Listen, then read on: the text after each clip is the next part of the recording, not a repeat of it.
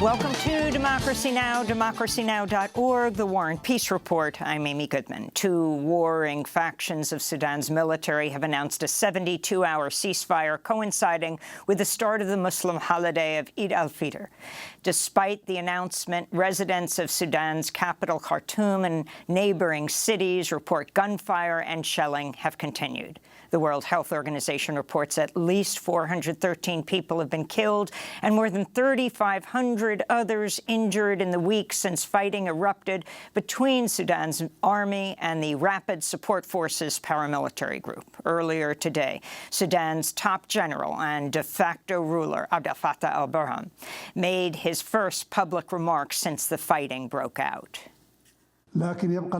There remains hope that we are with our great people, and we will overcome this tribulation and emerge from it unified, strong, and coherent. And our slogan will only get stronger: one army, one people. In his speech, the general claims Sudan's military is committed to a transition to civilian rule, even though he led the coup 18 months ago that toppled Sudan's civilian Prime Minister Abdullah Hamdok. CNN is reporting the Russian mercenary Wagner Group has been supplying Sudan's Rapid Support Forces with missiles that could not be independently confirmed. Meanwhile, the Pentagon's been rotating more troops into its base in Djibouti to prepare for the possible evacuation of U.S. diplomatic personnel from Sudan, they say. A new study finds the vast ice sheets covering Greenland and Antarctica are melting 3 times faster than they were just 30 years ago. Study co-author Ruth Mottram described the findings as disastrous, warning coastal communities will face increasing amounts of flooding as sea level rise accelerates due to the melting ice. On Thursday, the European Commission's climate agency reported last year was the continent's second warmest year on record and warned this year is on track to set more record temperatures across Europe and around the world. This is Samantha Burgess of the Copernicus Climate Change Service. We saw prolonged and extensive heat waves and also prolonged and extensive drought over much of the continent. We had the highest emissions of carbon from wildfires in a number of countries, and those wildfires were bigger than average. They started earlier than average, and the season persisted longer than average. We also saw record ice melt from glaciers in the European Alps. So climate change isn't a future problem, it is a current problem. NATO's Secretary General Jens Stoltenberg made a surprise visit to Ukraine's capital, Kyiv, Thursday for talks with President Volodymyr Zelensky. During a joint press conference, Zelensky said it's time for NATO to invite Ukraine to join the military alliance. Stoltenberg replied the issue would be discussed at the NATO summit in Vilnius, Lithuania in July. This will be high on the agenda of the meeting and also in the lead-up and the preparations for the Vilnius summit. Ukraine's future is in the Euro-Atlantic family. Ukraine's future is in NATO. All allies agree on that.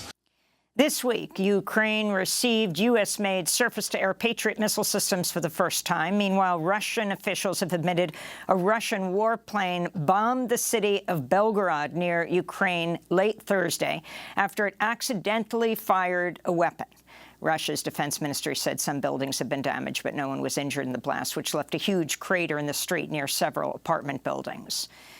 President Biden's pick to lead the Labor Department testified before a Senate panel Thursday as her nomination hearings got underway. Julie Su appears to face roadblocks by both Republicans and conservative Democrats who oppose her pro-worker, pro-union track record. Su, who's serving as Deputy Labor Secretary and is also a civil rights attorney, would be the first Asian American to serve as secretary in Biden's cabinet.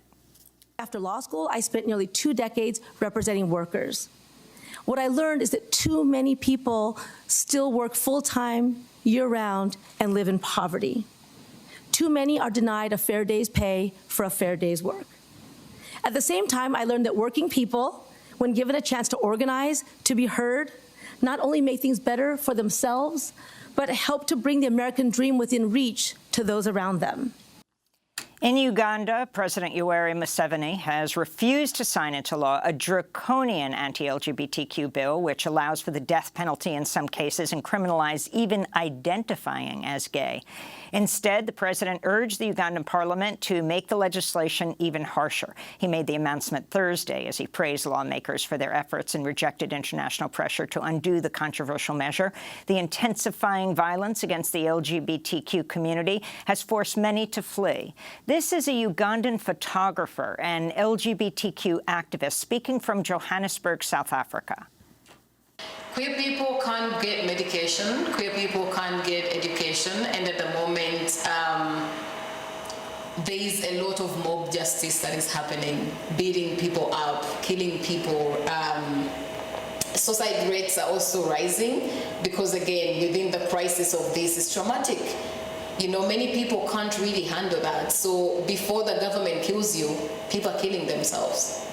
To see our interview with Ugandan LGBTQ activist Frank Mugisha, go to our website, democracynow.org.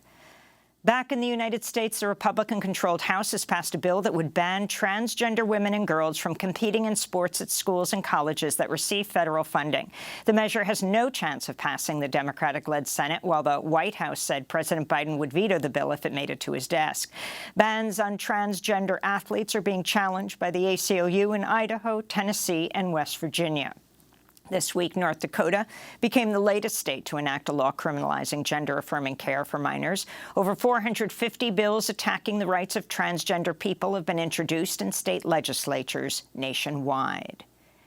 In Atlanta, Georgia, protesters rallied outside the Fulton County Jail on Thursday, demanding the closure of the 11-story, 1,300-bed facility, demanding justice for LaShawn Thompson, the 35-year-old black man who was being held in the jail's psychiatric wing was eaten alive by insects and bed bugs in his cell last year. This, according to Thompson's family. Civil rights lawyer Ben Crump reports former NFL quarterback and activist Colin Kaepernick has agreed to pay for an independent autopsy of Thompson's body. Meanwhile, Fulton County commissioners have approved $5 million in funding for emergency improvements to the jail.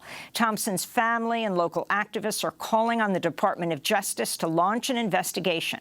Tiffany Roberts of the Southern Center for Human Rights said, quote, "How long will we hide from the reality that Fulton County is chronically dysfunctional and there is no humanity in a system like this?" she asked.